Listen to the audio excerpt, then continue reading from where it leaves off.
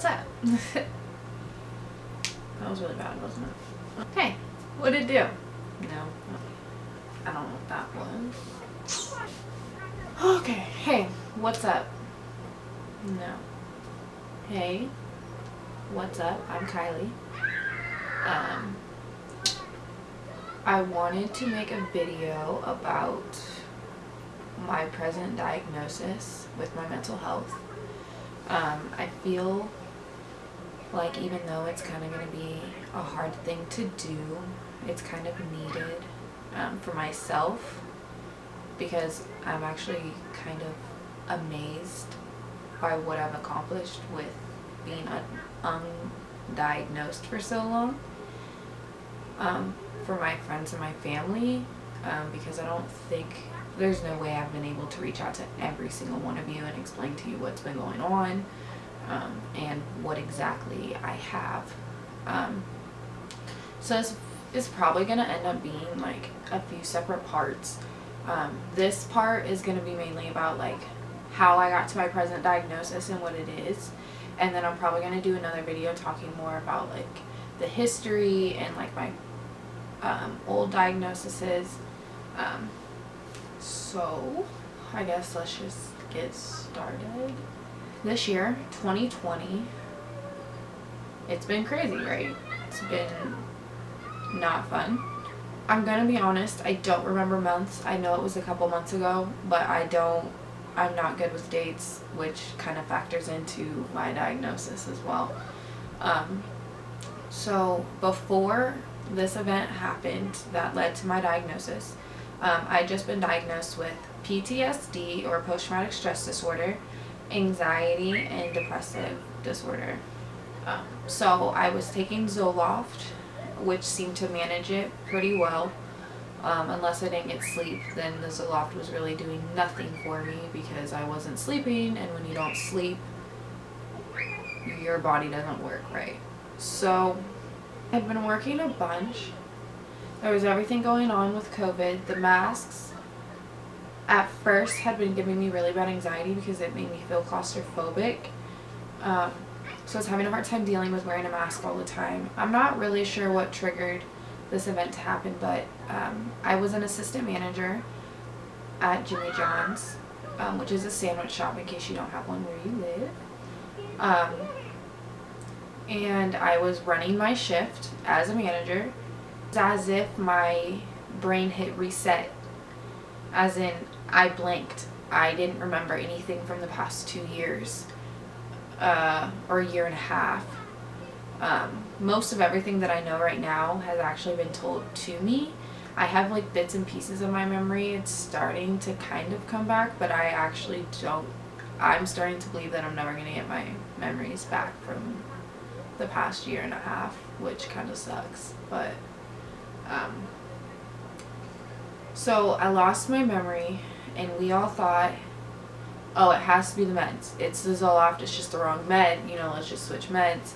So I had to get a new med doctor because I was going through my nurse practitioner / my regular doctor, and she just didn't feel comfortable, which I completely understand. If one of my patients lost their memory, I'd be like, girl, you need to find a specialist. So that's what I did.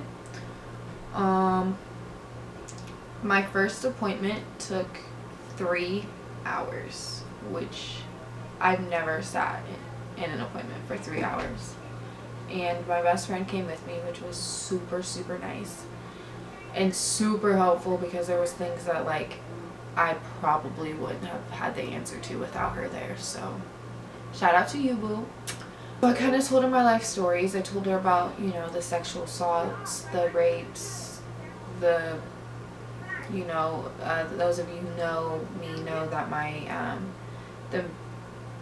stepdad / the man who kind of like raised me fully, he committed suicide right before my senior year of high school.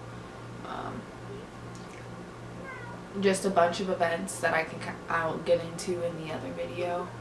I just explained to her everything that I'd been through, and her initial diagnosis of me was bipolar disorder, which I kind of had a feeling it was coming because I felt like I would go through moments where I was very manic or very uppity, very energized, very motivated, very get it done, and then just be depressed, just sad, low of low, just up, down, up, down. So, but I know it takes a while to diagnose that because they don't want to misdiagnose you for just having like depression or something. If, because bipolar is a whole different medicine ball game. So, get diagnosed with bipolar disorder, which means I need to go back to talk therapy. So and not only that, but my med doctor also believed that my memory loss was not triggered by the Zoloft, but triggered by my trauma from my PTSD. She thought that something must have triggered me to cause my brain to just shut off. So she wanted me to do EMDR, which is eye movement desensitization, EMD, and it's some, I don't know, I can't do it, basic, which I'll get into later.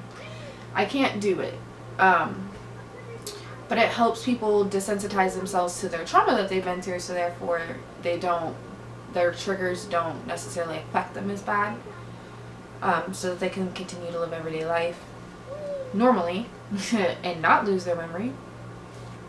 So I go to my med doctor and my new talk therapy doctor, excuse me, and I talk to her, and I go to a couple appointments, and she believes, granted these appointments were literally like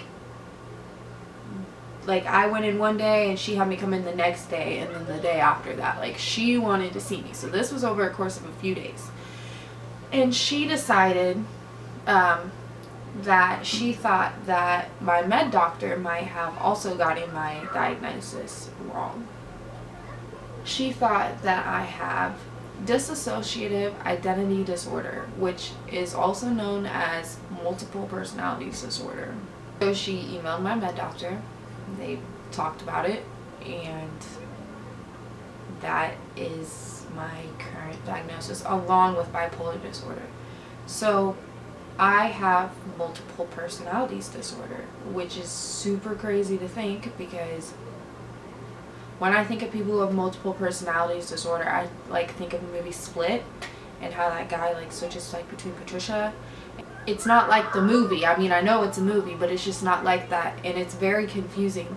My therapist kind of explained it as a water bottle. So people who don't have dissociative identity disorder, their personality is fluid. It moves together. When you need a part of your personality, it's like you can use different traits of yourself.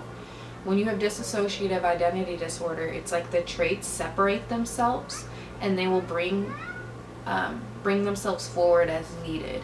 So if I feel like I'm being attacked, my brain will make it so I don't know what's going on, but brings out a part of me that might be like aggressive, or might feel the need to people please, or go into survival mode.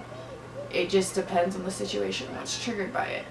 I have honestly had a really hard time coping with learning about having multiple personalities disorder. It's a lot to take in. It's a lot to learn. I don't know anybody else with multiple personalities disorder, which is another reason I kind of wanted to put this video out there, to maybe see if somebody else, well, I know other people have it, but maybe if somebody else is in the same boat as me and just kind of feels kind of alone in the situation. It's a lot to like learn and take in. Like, I'm 23 years old. I'm a junior in college. Like, I was a manager. Like, there were so many things. Granted, I'm not saying that none of those things are still happening. I'm still pursuing all of those things. I just never would have thought that having multiple personalities, like, that it would be me. That is kind of a quick overview of my present diagnosis. If you have questions, comments, anything, you can leave a note below. You can send me a message. Feel free to share this video if you think it might help somebody. And I will talk to you guys later. Bye. Oh, and thank you for watching. Bye. I feel really bad for whoever marries me, because they're never gonna know who they're dealing with.